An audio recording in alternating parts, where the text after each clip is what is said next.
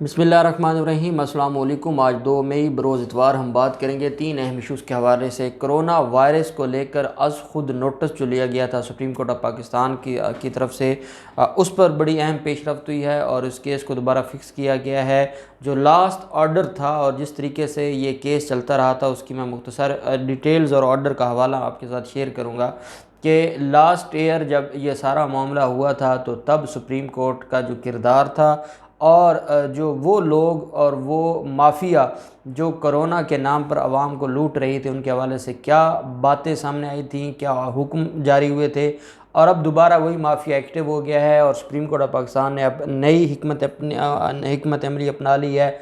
वो डिटेल्स मैं आपके साथ शेयर करूँगा। साथ हम बात करेंगे जो मामला है बशीर मेमन के मामले पर सुप्रीम कोर्ट का नोटिस और जो हुकूमत पाकिस्तान की तरफ से एक्शन, दो बड़े सवालात और उनका जवाब एतजाज़ अहसन साहब ने दिया है। और एतजाज़ अहसन साहब ने जो मुमकिन कार्रवाइयाँ हैं वो खुल कर बता दी हैं, क्योंकि जो यू टर्न लिया गया है, जो पीछे हटे हैं, जो अपने बयानात से मुकर गए हैं बशीर मेमन, अब उसके बाद क्या होने जा रहा है सुप्रीम कोर्ट और हुकूमत की तरफ से, वो डिटेल्स भी मैं आपके साथ शेयर करूँगा। सुप्रीम कोर्ट ऑफ पाकिस्तान ने ये पिछले साल एक अज़ खुद नोटिस लिया था और यह अज़ खुद नोटिस था कोरोना वायरस के हालात की तरफ से। इस पर जस्टिस गुलजार अहमद साहब की सरबराही में ये 5 रुकनी बेंच था जो इसकी समाअत कर रहा था। ये केस जो 5 मई के लिए इसके ऊपर समाअत के लिए मुकर्रर किया गया है। इसमें अटारनी जनरल ऑफ पाकिस्तान को बुलाया गया है। इसमें जो चारों सूबों के एडवोकेट जनरल हैं उनको तलब किया गया है, सेक्रेटरी जो चीफ़ सेक्रेटरीज़ हैं उनको तलब किया गया है और बाकी जो फ्री कैन हैं उनको इस केस के अंदर तलब किया गया है। इसमें यह कहा गया है कि वो कोरोना की मौजूदा सूरत हाल के हवाले से अदालत को रिपोर्ट करें, क्या क्या कुछ हो रहा है, हुकूमत कौन से एक्शंस ले रही है। आपको ये भी याद होगा जब लास्ट ईयर ये सारा मामला आया था और एडवोकेट जनरल सिंध की तरफ से ये सारी चीज़ें आई थी तो सुप्रीम कोर्ट ऑफ पाकिस्तान ने यह भी कहा था कि कोरोना के फ़ंड्स खा गई थी सिंध हुकूमत और आम आदमियों तक वो फ़ंड्स पहुँचे ही नहीं थे। और आपको ये भी याद होगा वज़ीर आज़म इमरान खान ने फ़ंड्स देने का, जो लोग घरों में बैठे थे और जिनका रोज़गार बंद हो गया था उनको फ़ंड्स देने के लिए बड़े लेवल पर कोशिशें की थी, लेकिन सिंध हुकूमत वो फ़ंड्स खा गई थी, उसका भी जिक्र किया गया था। साथ अदालत को ये भी बताया गया था और अदालत ने अपने तहरीर हुक्म में ये भी लिखा था कि मुनाफाखोरों ने कोरोना के मरीज़ों की अद्वियात ज़ख़ीरा कर ली हैं, अद्वियात को महंगे दामों फ़रोख्त किया जा रहा है। कोरोना मरीज़ों के लिए गैस सिलेंडर भी महंगे फ़रोख्त किए जा रहे हैं। गैर कानूनी इक़दाम के ख़िलाफ़ वफाकी और सूबाई सतह पर जो एक्शन लिए गए हैं वो नाकाफ़ी हैं। साथ ये कहा गया था कि सुप्रीम कोर्ट ने यह कहा था कि कोरोना से बचाव के हिफाजती सामान महंगे दामों फ़रोख्त करने वालों के ख़िलाफ़ बड़ी कार्रवाई का हुक्म दिया गया था। आपको याद होगा मास्क भी मार्केट से उठा लिए गए थे और वो भी ब्लैक पर बेचे जाते थे। अद्वियात, ऑक्सीजन सिलेंडर और दीगर आलात महंगे फ़रोख्त करने वालों के ख़िलाफ़ बड़ी कार्रवाइयाँ की गई थी सुप्रीम कोर्ट ऑफ पाकिस्तान की तरफ से। अब क्योंकि दोबारा मामला, क्योंकि अभी तक तो स्मार्ट लॉकडाउन की तरफ जा रहा है और हो सकता है अल्लाह ना करे कि हालात अगर ख़राब हुए तो ये मामला मुकम्मल लॉकडाउन की तरफ चला जाएगा। और अगर मुकम्मल लॉकडाउन की तरफ जाएगा तो सुप्रीम कोर्ट ऑफ पाकिस्तान इस सारे मामले को ख़ुद देखना चाहती है कि क्या जो कस्टोडियन है फंडामेंटल राइट्स की आवाम के, क्या वो फंडामेंटल राइट्स आवाम को मिल रहे हैं, क्या इस एमरजेंसी की सूरत हाल में मामलात बेहतर हो रहे हैं। एक बात ज़रूर है कि जो हम इंडिया के हालात देख रहे हैं और डेली बेसिस पर हज़ारों लोगों की डेथ हो रही है और लाखों केसेस नए आ रहे हैं। अभी मैं एक न्यूज़ सुन रहा था 1,95,00,000 टोटल केसेस आ चुके हैं इंडिया में और ये इतना बड़ा फिगर है कि जिसको सुन के इंसान हिल जाता है। आप अंदाज़ा लगाएं, अल्लाह पाक ने हमारे मुल्क पर बड़ा करम किया है। जब लास्ट ईयर कोरोना वायरस का वार हुआ था तो हमारे मुल्क को अल्लाह ने बड़ा महफूज रखा था और जितनी बड़ी तबाही दुनिया में कोरोना की वजह से हो रही थी अल्लाह ने हमें महफूज रखा था।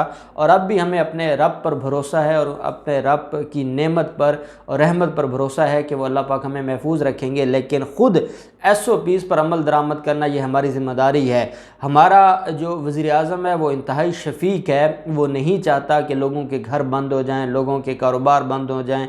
जो दिहाड़ीदार मज़दूर हैं, जो सुबह से शाम तक काम करते हैं तो उनके घर में राशन जाता है, वो नहीं चाहते कि ये बंद हो और इसकी वजह से कोई बड़ा रिलीफ जो है कोई बड़ा नुकसान पहुंचे लोगों को।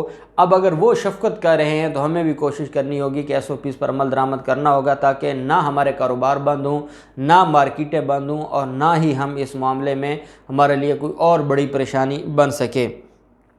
दूसरी तरफ जो मामला आता है बशीर मेमन का, हमने आपके साथ शेयर किया था जब बशीर मेमन ने यू टर्न लिया था। और बशीर मेमन का जो पहला इल्ज़ाम था वो ये था कि मैं वज़ीर आज़म हाउस में गया, वहाँ वज़ीर आज़म और शहज़ाद अकबर वज़ीर क़ानून इनके साथ मेरी मुलाकात हुई और मुझे वज़ीर आज़म ने कहा कि काजी फ़ाइज़ के ख़िलाफ़ केस बनाना है, और मैंने उनको कहा कि मैं नहीं बना सकता, ये गैर कानूनी होगा।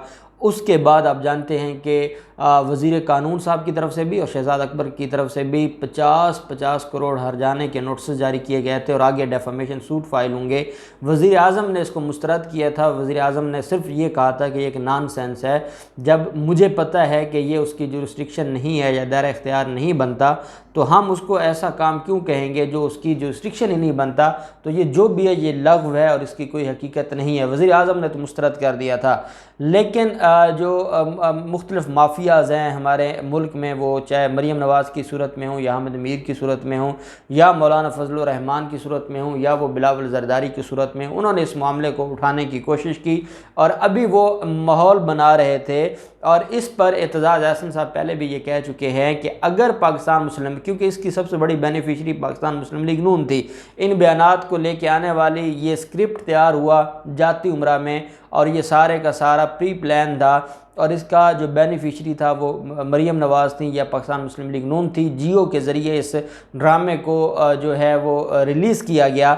अब जब वो सारा कुछ हो गया और उनका ड्रामा बेनकाब हो गया और वो बुरी तरह नाकाम हुए, तो जो एतजाज़ अहसन साहब का ये भी कहना था कि इनको चाहिए था पाकिस्तान मुस्लिम लीग नून को कि ये हाई कोर्ट में जाते। लाहौर की हाई कोर्ट तो इनकी बड़ी करीबी है और इनके बड़ी ख़ास है। ये लाहौर हाई कोर्ट में चले जाते, सुप्रीम कोर्ट में चले जाते और ये जाकर दरख्वास्त फ़ाइल करते हुकूमत के ख़िलाफ़ कि इतनी बड़ी बात हो गई है, एक सिटिंग जस्टिस के हवाले से अगर कोई इस तरीके का काम हो रहा है या कोई बदनीयती है हुकूमत की तरफ से, तो वो ये लेकर जाते, क्योंकि ये जानते हैं कि सबूत कोई नहीं है, इस वजह से ये नहीं गए। और इनको अगर ये सच्चे होते तो उनको केस करना चाहिए था। ये एतजाज़ अहसन साहब ने पहले भी फरमाया था। अब जो मामला है, जब बशीर मेमन ने अपने जो एतराज़ात हैं या इल्ज़ामात हैं वो वापस ले लिए और उन्होंने कहा है कि वज़ीर आज़म इमरान ख़ान से मेरी कभी इस मामले पर बात नहीं हुई और ना ही वज़ीर आज़म इमरान ख़ान ने मुझे कभी काजी फ़ैज़ ईसा के ख़िलाफ़ केस बनाने को कहा है। जब ये मामला हुआ और इसके ऊपर फवाद चौधरी ने बड़ी अच्छी बात की है कि पहले आप वज़ीर आज़म पर इल्ज़ाम लगाएं, फिर उसको आप हेडलाइंस बनाएं और फिर आप यू टर्न ले लें, ऐसा नहीं चलेगा। और ये किया है बशीर मेमन, मरीम नवाज़ और जियो न्यूज़ ने। एतजाज़ अहसन साहब का ये कहना है कि दो चीज़ें हमें नज़र में रखनी होंगी। एक तो ये है कि बशीर मेमन ने जिस शख्सियत के हवाले से इल्ज़ाम लगाया था वो थी काजी फ़ैज़ ईसा साहब की। काजी फ़ैज़ ईसा साहब जिसके केस की वजह से सुप्रीम कोर्ट का जो सुप्रीम कोर्ट के ऊपर सवालात उठने लग गए हैं और सुप्रीम कोर्ट में दरार आ चुकी है, जजेस में दरार आ चुकी है। ये एतजाज़ अहसन साहब का कहना था कि ये शायद बड़ा टाइम लग जाएगा हीलिंग में, जो जिस तरीके से मामलात काजी फ़ैज़ ईसा साहब के केस की वजह से ख़राब हुए और अवाम में जो तासुर गया है इसको ठीक करने में काफ़ी अरसा लगेगा। लेकिन सुप्रीम कोर्ट ऑफ पाकिस्तान आज खुद नोटिस ले सकती है कि हमारे एक सिटिंग जज के बुनियाद पर एक शख्स पहले इल्ज़ाम लगाता है और फिर अपने इल्ज़ामात वापस ले लेता है, तो क्या ऐसे शख्स के ख़िलाफ़ कार्रवाई नहीं होनी चाहिए? पहली बात। दूसरी जो अहम बात है वो ये है, एतजाज़ अहसन साहब की तरफ से उनका ये कहना है कि जो नोटिस है सुप्रीम कोर्ट का, हम इसका मुतालबा भी करते हैं। एतजाज़ अहसन साहब ने कहा कि ये बड़ा ज़रूरी हो चुका है कि अदालतें इसके ऊपर नोटिस लें, क्योंकि ये कोई तरीका नहीं है कि कोई नेशनल टीवी पर बैठकर इल्ज़ाम लगाए और फिर अपने इल्ज़ामात से वापस मुकर जाए, तो ये नोटिस लिया जाए। और उन्होंने कहा कि ये नोटिस कानूनी तौर पर बनता है। जब इधर उधर के नोटिस लिए जाते हैं तो ये तो उनकी ज़िम्मेदारी है कि अगर कोई इल्ज़ाम वज़ीर आज़म पर लगा रहा है या किसी जस्टिस को बदनाम करने की कोशिश की जा रही है तो उसके ऊपर नोटिस लिया जा सकता है। दूसरी तरफ उनका ये कहना था कि हुकूमत ने उनके ख़िलाफ़ जो लीगल कार्रवाइयाँ हैं वो अपनी जगह चलती रहेंगी, जो उनके ख़िलाफ़ केसेस हैं या उनकी जो मिलों का मामला है उनकी जो मनी लॉन्ड्रिंग का मामला है। और ये भी एक ज़राए के मुताबिक कि मुख्तलिफ़ मुल्कों से बशीर मेमन के वारंट जारी हो चुके हैं और बशीर मेमन पाकिस्तान से बाहर भी नहीं जा सकते। बशीर मेमन दुबई तक भी नहीं जाते और इनको पता है कि ये गिरफ़्तार हो जाएंगे। इनका जो किरदार है और इनका जो माजी है, और ये अल्ताफ़ हुसैन के जूतों में बैठा करते थे, ये अब सारी दुनिया जानती है। अब ये चीज़ें कोई ढकी छुपी नहीं हैं। और बशीर मेमन के जो मामलात हैं उस पर अब हुकूमत पाकिस्तान FIR भी करवा सकती है। हुकूमत पाकिस्तान जो डेफमेशन का इस्तग़ासा भी फ़ाइल कर सकती है। और हुकूमत पाकिस्तान के 2 नुमाइंदों ने डेफमेशन सूट के लिए उनको जो भेज दिए हैं, नोटिस भेज दिए हैं, वो भी बड़े अहम हैं। और ये हर तरफ से कार्रवाइयाँ होंगी। तो उसके बाद कल कोई बैठ कर जियो का प्लेटफॉर्म इस्तेमाल करके मरीम के कहने पर किसी के ऊपर इल्ज़ाम नहीं लगाएगा। और इतना झूठा इल्ज़ाम कि जो 4 दिन भी ना बर्दाश्त कर सके और 4 दिन के बाद खुद उस इल्ज़ाम से पीछे हट गए। अब देखते हैं ये मामला मज़ीद कहाँ जाता है। जो भी डिटेल्स होंगे हम आपके साथ शेयर करते रहेंगे।